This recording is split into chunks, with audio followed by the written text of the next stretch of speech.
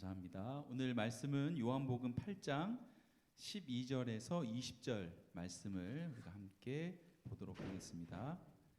요한복음 8장 12절에서 20절 말씀입니다. 제가 먼저 한 절 읽고 그리고 그 다음은 여러분들이 읽도록 하겠습니다. 요한복음 8장 12절부터입니다. 예수께서 또 말씀하여 이르시되 나는 세상의 빛이니 나를 따르는 자는 어둠에 다니지 아니하고 생명의 빛을 얻으리라.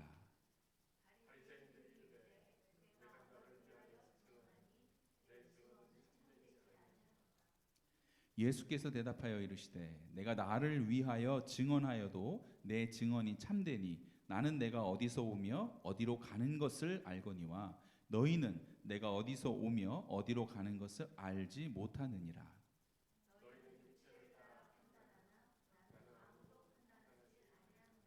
만일 내가 판단하여도 내 판단이 참되니 이는 내가 혼자 있는 것이 아니요 나를 보내신 이가 나와 함께 계심이라.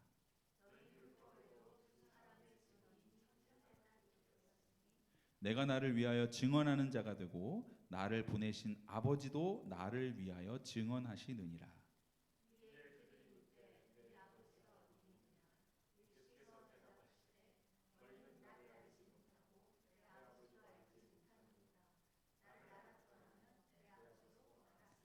함께 읽겠습니다. 이 말씀은 성전에서 가르치실 때에 헌금함 앞에서 하였으나 잡는 사람이 없으니 이는 그의 때가 아직 이르지 아니하였음이로라. 아멘.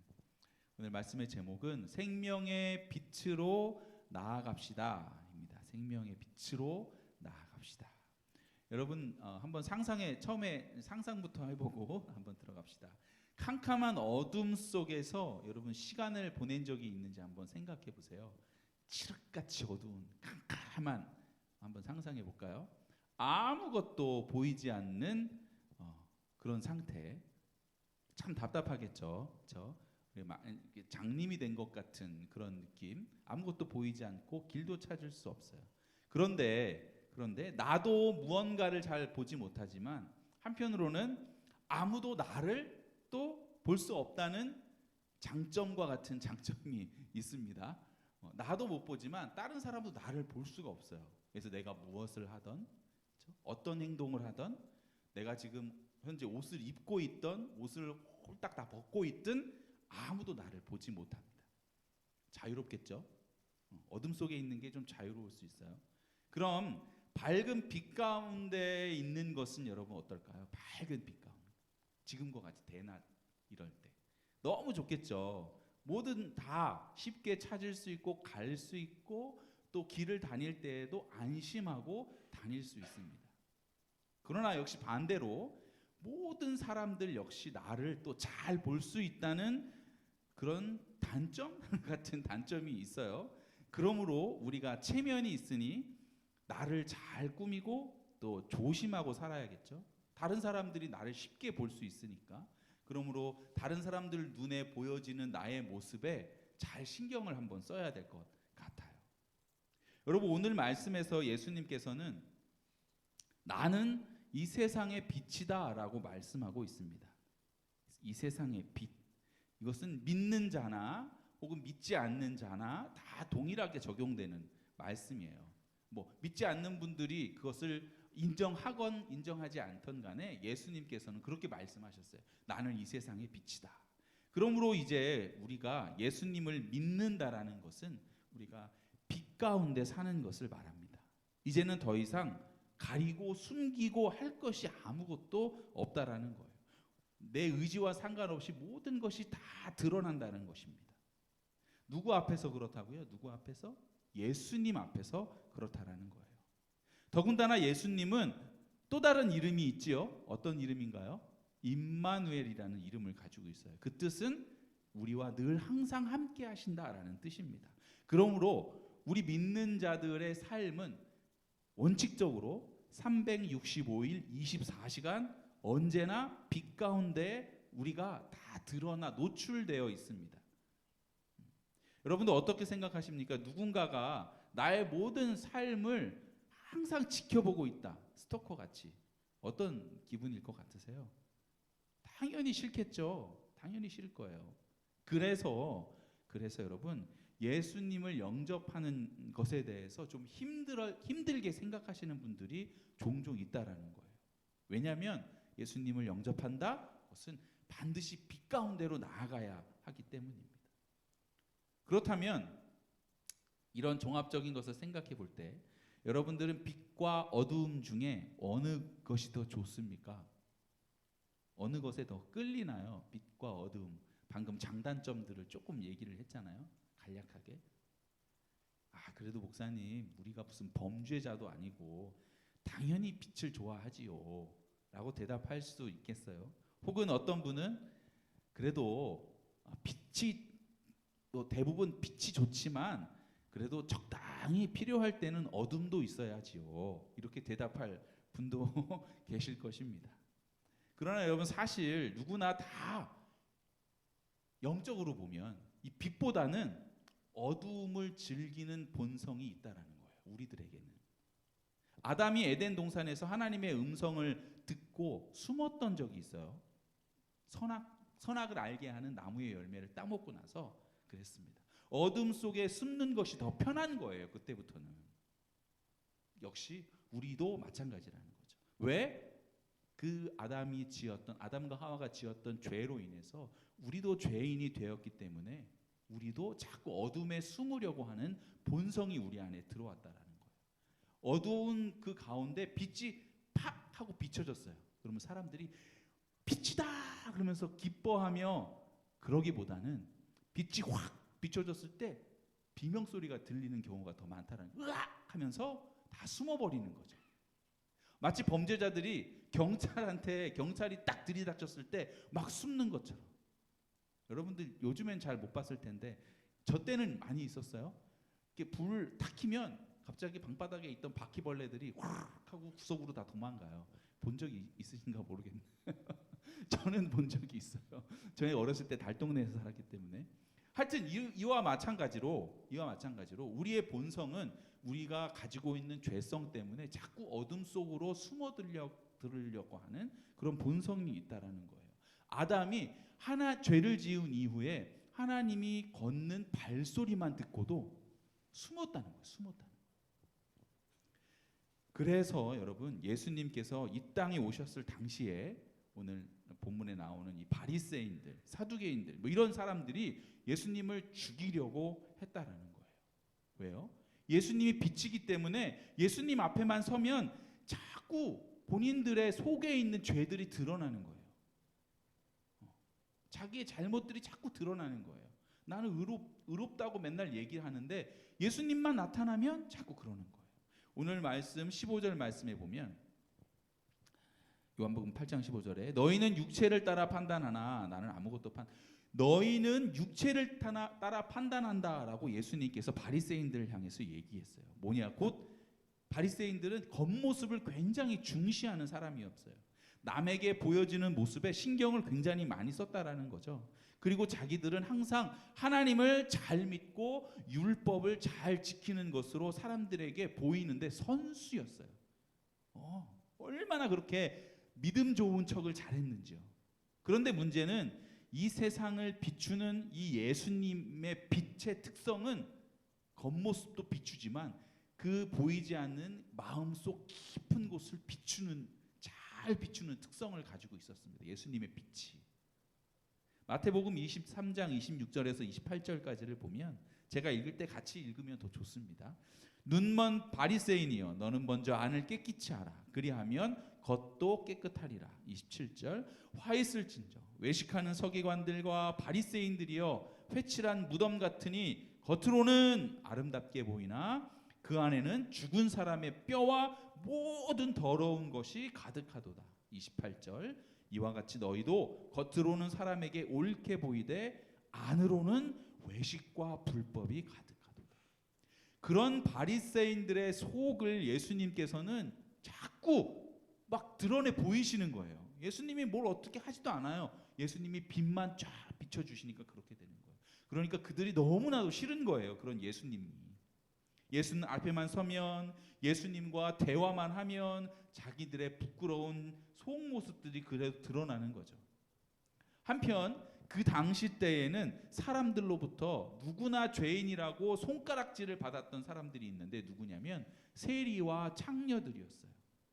근데 더 이상 뭐 그들은 숨길 게 없어요. 다 드러나 있어요. 아, 저 사람은 죄인이야. 그래, 난 죄인이야. 다 드러나 있는 사람들이에요. 그렇기 때문에 차라리 이 사람들이 예수님 앞에 나아가기가 더 쉬웠다라는 거예요. 더 쉬웠어요.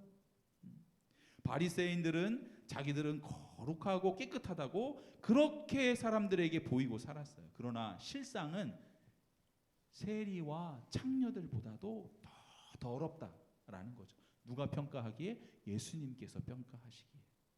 예수님 앞에 서면 그것이 근데 낱낱이 다 드러나는 거예요.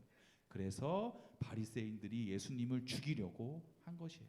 아주 그 빛을 없애버리려고 한 것이죠. 여러분, 바리새인들만 그렇습니까? 지금 이 세상을 살고 있는, 이렇게 얘기할게, 저와 여러분들도 다 똑같잖아요. 안 그런가요? 다 꾸미고 사는데 선수잖아요. 안 그런 척. 선수끼리 모였나요 여기? 속은 다 엉망이면서 겉은 멀쩡한 척 우리가 그렇게 살잖아요. 그리고 그 선수들 중에 저는 대표 선수. 저는 대표 선수예요. 국가대표 선수. 저는 사람들로부터 어렸을 때 칭찬을 참 많이 받고 자랐습니다. 아주 착하고 모범생이라는 소리를 많이 들었어요. 학교, 교회, 집 외에는 어디를 다른 데를 가지도 않았어요. 제가 인천인데요. 동인천 제물포고등학교 다녔거든요. 근데 3년 동안 제물포고등학교 옆에 뭐가 있는지 아세요? 시장 있죠? 시장 이름도 잘 기억도 안 나네요. 거기에 맛있는 거 엄청 많이 팔거든요. 딱 한 번 가봤어요. 3년 동안에. 그 정도로 어딜 다니질 않았어요. 교회 갔다가 집 갔다가 학교 갔다가 뭐 하여튼 그랬다라는 거예요. 그래서 친구들은 답답해했어도 어르신들한테는 참 칭찬을 많이 받았습니다. 그렇게 보였으니까요. 그러나 제 속은 말할 수 없이 더러웠다라는 거예요. 더러우면서도 저는 그것을 깨닫지 못하고 살았어요. 아, 나는 잘난 사람이야. 나는 정말 깨끗한 사람이야. 잘난 맛에 산 거죠. 칭찬도 받으니까. 그러면서 나같이 살지 않는 사람들은 다 정죄했어요. 쟤는 막 학생인데 노래방 가고, 막 학생인데 당구 치러 가고, 말이 돼? 이렇게 평가하면서 정죄하며 살았다라는 거예요. 근데 중학교 때 이제 예수님을 만나게 됐습니다. 중학교 때 예수님을 만나고 제 자신이 얼마나 수치스러운지 그때부터 조금씩 깨닫기 시작을 했어요. 내 모습은 겉으로는 막 그렇게 깨끗한 척하지만 속으로는 썩어 있다라는 것을 조금씩 깨달으면서 살기 시작을 했습니다. 성격과 성품이 아무리 좋아도 겉으로 풍겨지는 그 모습이 아무리 칭찬받는 모습이라 할지라도 예수님만 만나면 제 속에 있는 죄들이 자꾸 드러나는 거예요. 내가 얼마나 큰 죄인지 자꾸 드러나는 거예요. 죄인인지 드러나는 거예요. 그러니까 저는 예수님이 너무 필요한 거예요. 교회 가면 눈물을 흘려 기도하지 않을 수 없는 거예요. 자꾸 예수님이 내 죄를 보여주시니까. 여러분, 성도 여러분, 여러분이 예수님을 정말 영접했다면 우리가 각오해야 할 것이 한 가지 있어요. 이제는 숨길 것이 없다라는 거예요. 삶이 다 드러난다라는 거예요. 사람들로부터는 숨길 수가 있어요. 사람들로부터는. 그렇지만 예수님 앞에서는 다 드러나게 돼 있습니다. 그런데 예수님 영접하고도 우리가 마치 어두움에 나는 숨어서 살 수 있는 것 마냥 숨어 있고 숨어서 즐기고 겉하고 속하고 다른 식으로 살려고 한다면 그것은 정말 무서운 결과가 오는 것이죠. 드러나야 할 것은 반드시 드러나야 합니다. 감추는 것이 절대로 잘하는 것이 아니에요. 잘하는 것이 아니에요. 시험을 봤는데 컨닝에서 좋은 성적을 얻었어요. 걸리지 않았어. 걸리지 않은 게 잘한 게 아니에요. 오히려 걸려야 하는 거. 그것이 축복이라는 거예요. 예수님 안에서는. 히브리서 9장 27절. 왜냐?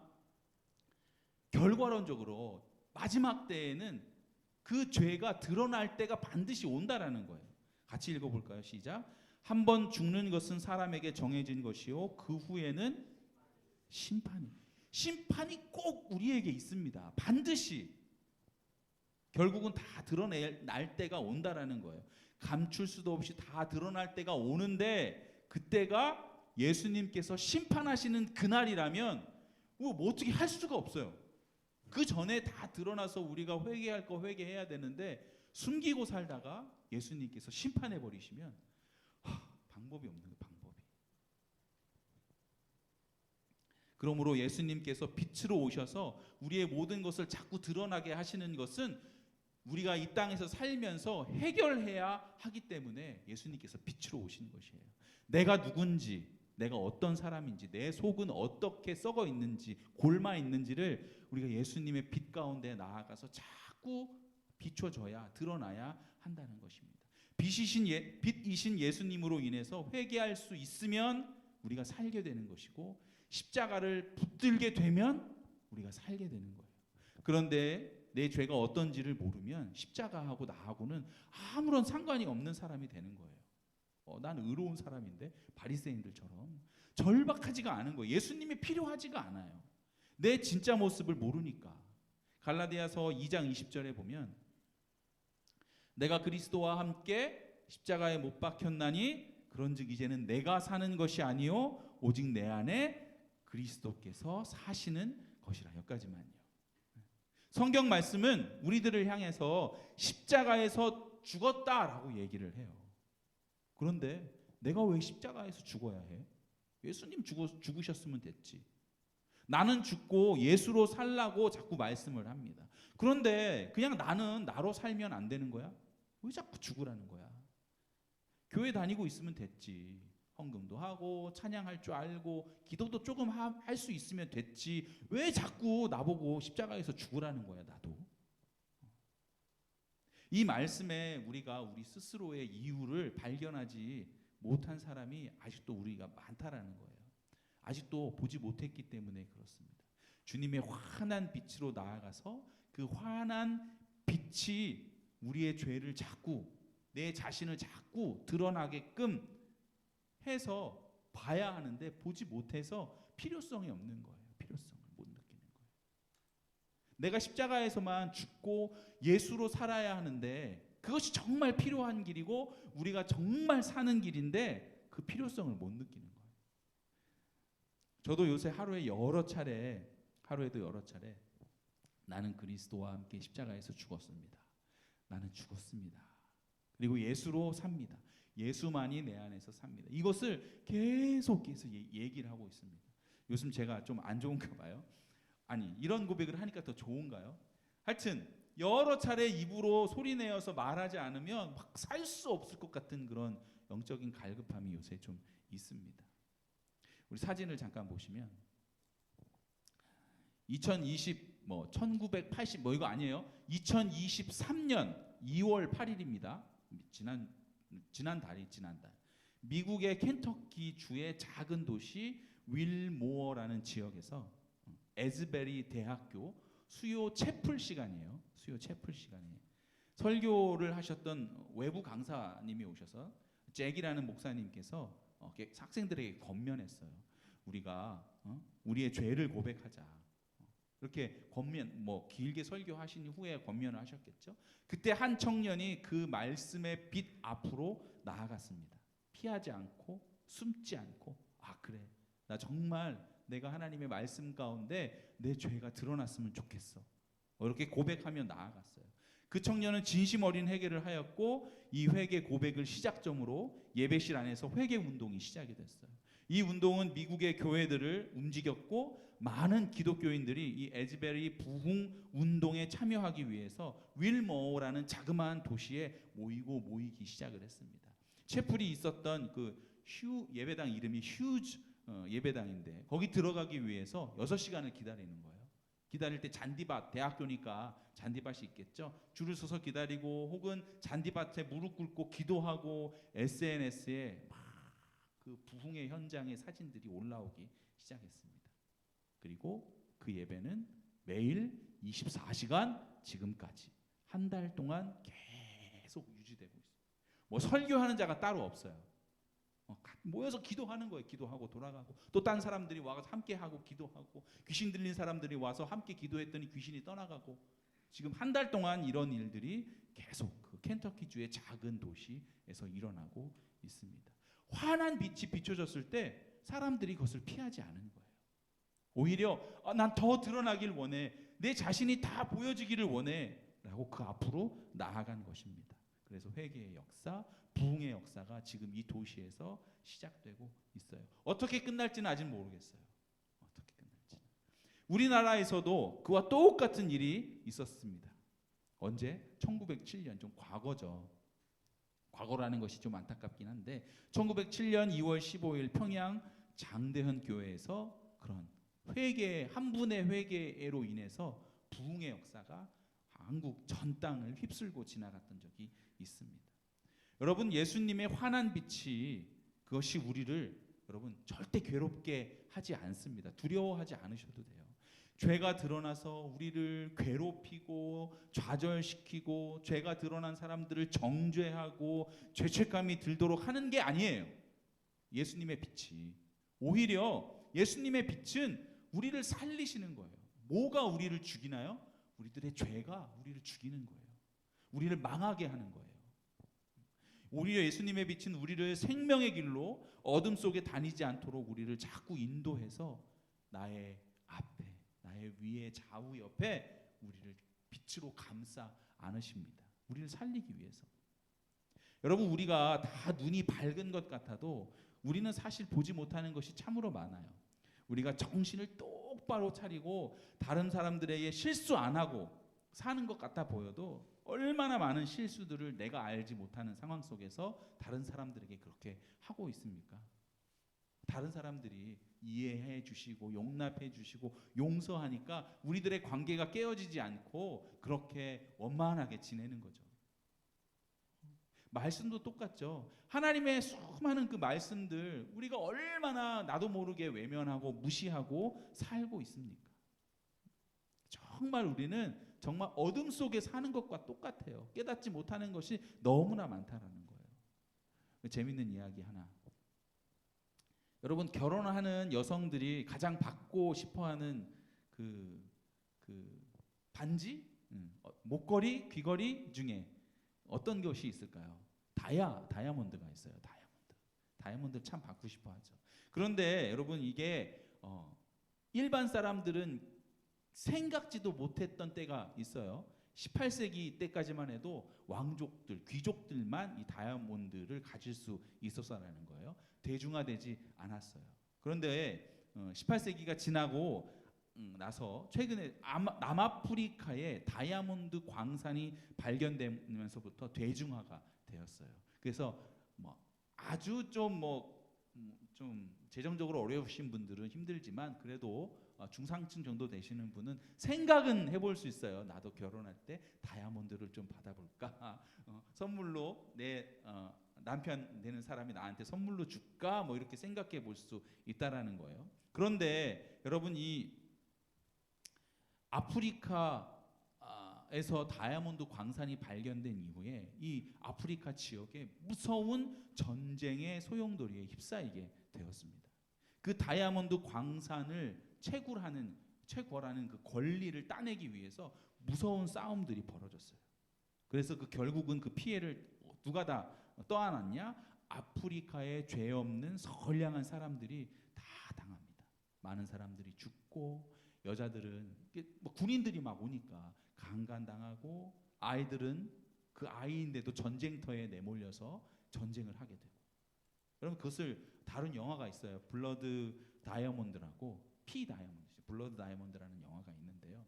그때 거기에 나오는 주인공이 비참한 전쟁에서 죽어가는 사람들, 그 끔찍한 전쟁의 모습들을 보면서 독백처럼 하는 말이 있는데 뭐라고 했냐면, 이 모든 것은 낭만적인 결혼을 꿈꾸는 여자들 때문이다. 이렇게 독백처럼 한 말이 있어요.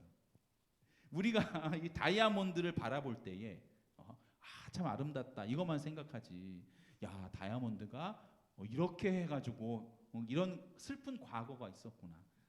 제가 드렸던 이 말씀을 모른다면 다이아몬드에 대해서 전혀 그런 생각을 하지 못했을 우리들이잖아요. 그렇죠? 깨닫지 못하는 거죠.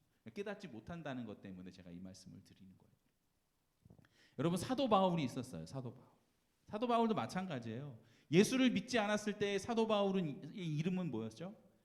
사울이었어요. 사울. 이 사울이었을 때 당시에 이 사도 바울 사울은 아무것도 깨닫지 못했어요. 이 사울이라는 사람은 예수님을 믿고 예수를 쫓고 말씀을 따라가는 사람들만 만나면 어떻게 했나요? 붙잡고 때리고 감옥에 가두는데 선수였어요. 선수. 누구보다도 그 일에 앞장섰던 사람들이에요.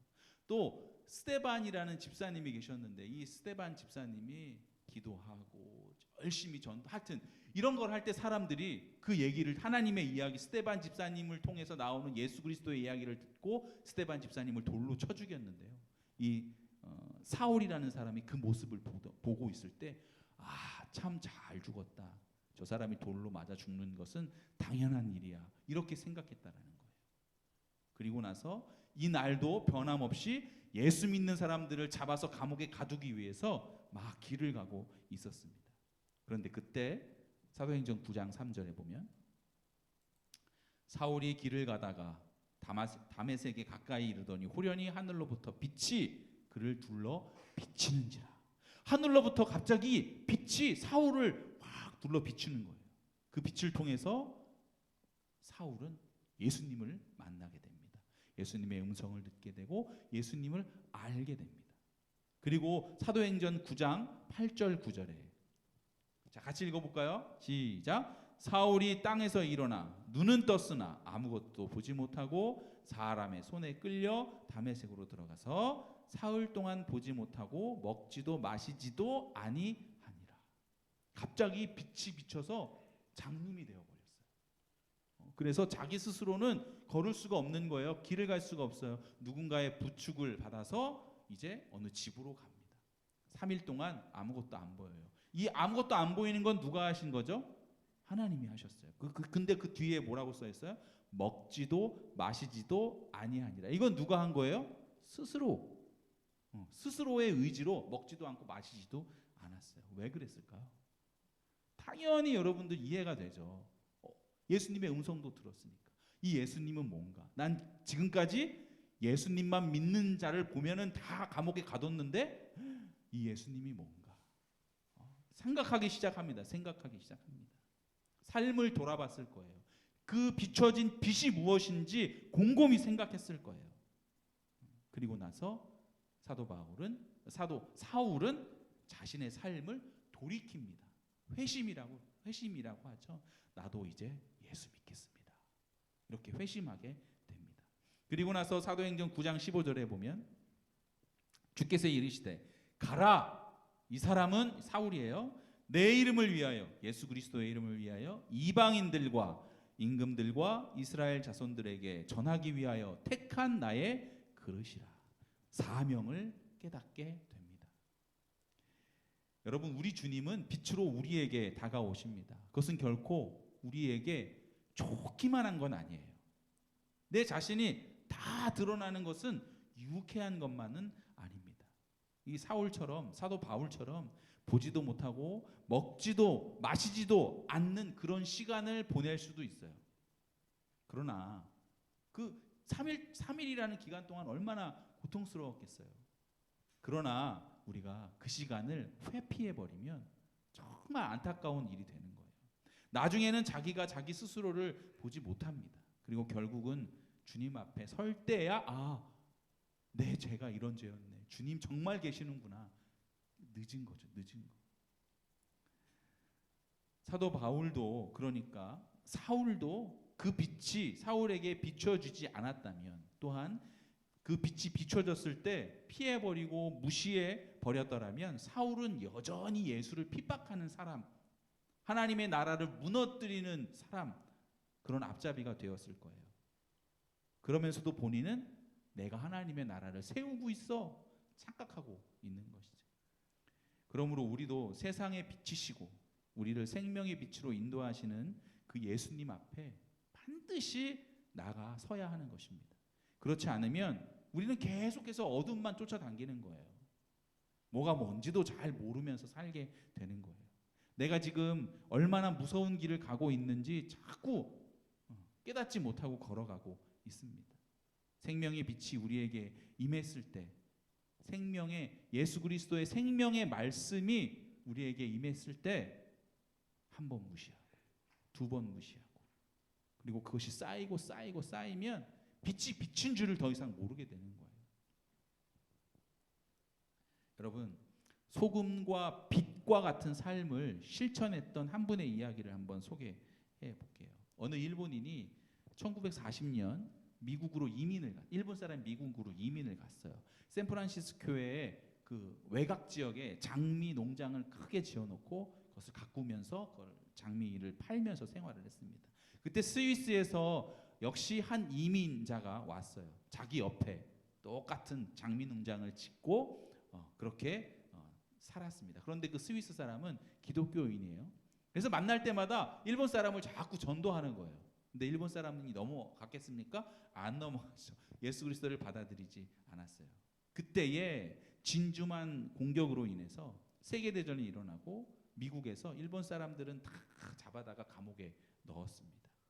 어떻게 됐나요? 일본 사람 큰 농장 이거 다 포기하고 감옥에 들어가야 할 신세가 됐죠. 그때 이 스위스 크리스천이 찾아왔어요. 그러면서 일본 사람에게 당신 걱정하지 마. 당신 돌아올 때까지 내가 당신의 농장을 잘 가꿔줄게. 그러니 이 일본 사람은 전혀 믿지 않았습니다. 농장 그 하는 일이 그게 얼마나 어렵고 힘든 일인데 귀뚱으로 들었어요. 그리고 나서 2년이라는 수용소 생활을 마치고 돌아오는 날이 됐습니다.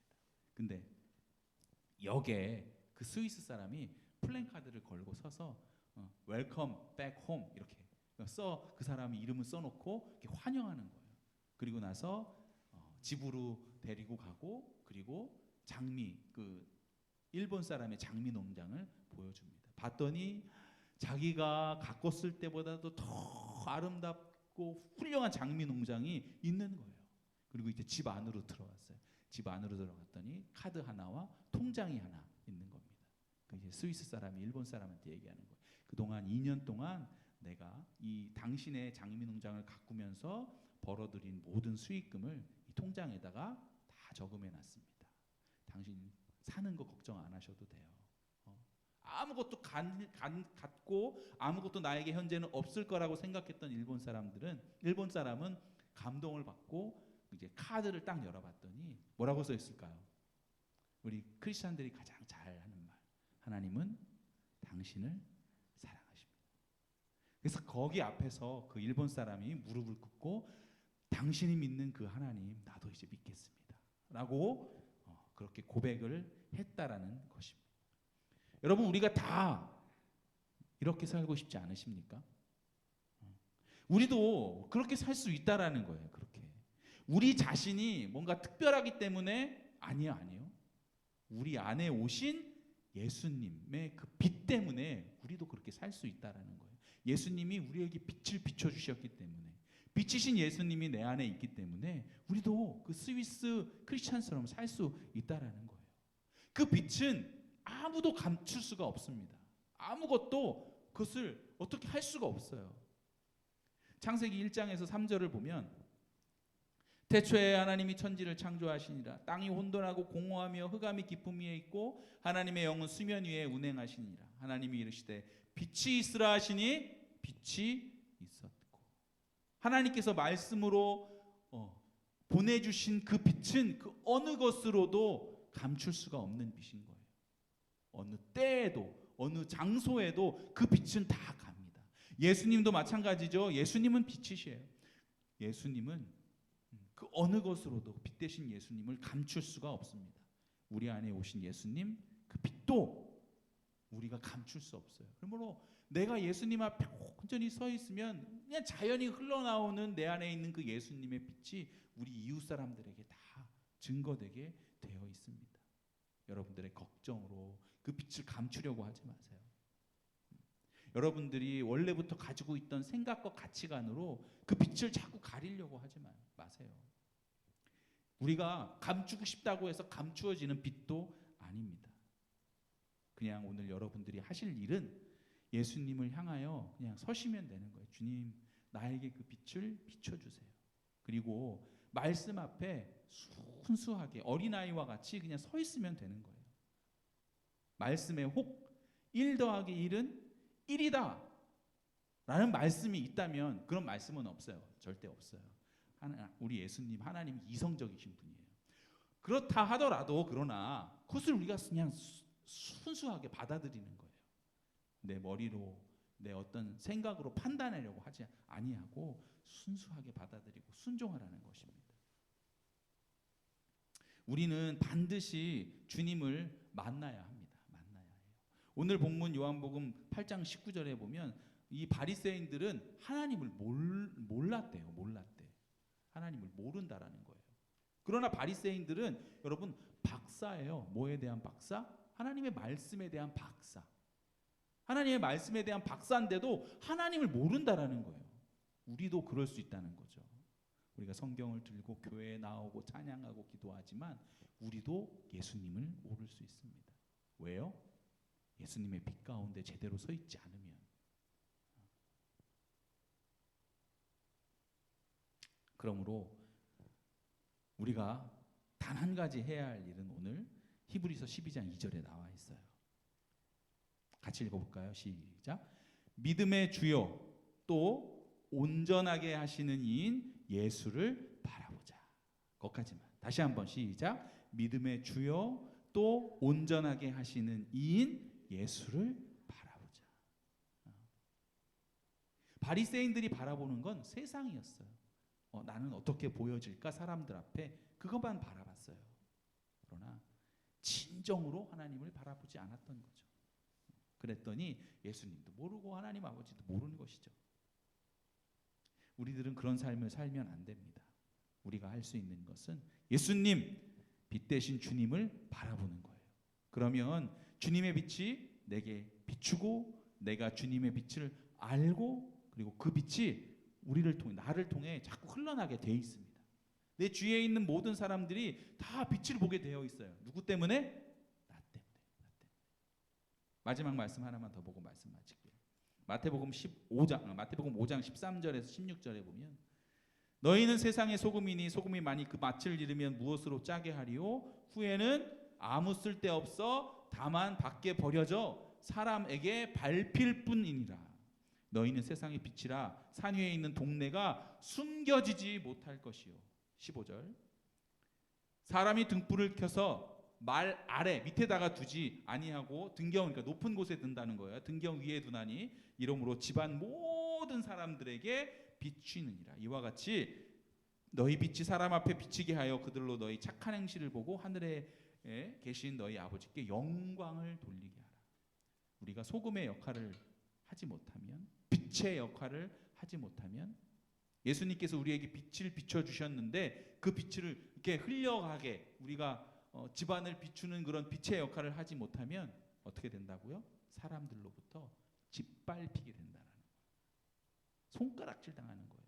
야, 너 예수 믿는다면서 그 정도냐? 예수 믿는 게 그 정도냐? 이렇게 손가락질 당한다는 거예요. 오늘 시간에 여러분이 가지고 있는 아무에게도 보여주고 싶지 않은 그런 두려운 마음이 혹시 있습니까? 아직도 어두움 속에 숨어야 할 형편이십니까? 우리가 빛 대신 주님을 바라보세요. 빛 대신 주. 감추어진 것은 드러나야 합니다. 그래야 해결할 수 있어요. 어둠 속에 다니지 않으려면 주님이 보여주시는 그 빛으로 우리가 나가야 합니다. 무엇이 살 길인지 여러분이 빛으로 충만한 은혜를 받고 있어야 주변 사람들도 나 때문에 빛이 비춰주는 거예요.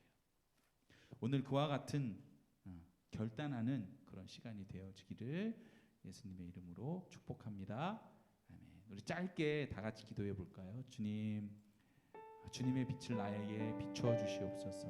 그리고 그 빛을 받아서 나의 어두운 부분들이 다 드러나게 하시고 또한 그 빛이 우리 친구들과 내 이웃 사람들에게 잘 비춰지도록 흘러나갈 수 있도록 인도하여 주시옵소서. 함께 기도하겠습니다.